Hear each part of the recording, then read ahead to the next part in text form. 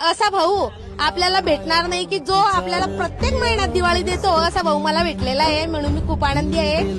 माझ्या मताने मी त्यांना बिग ब्रदर म्हणते. मी माझ्या गाडीवर आता ऑगस्ट महिन्यामध्ये पोस्टर पण लावणार आहे सरांचं. आज जरी उपमुख्यमंत्री आहे तरी त्यांच्या लोकांच्या हृदयात ज्यांची जागा मुख्यमंत्र्याची झाली आहे ती कधीच कमी होणार नाही.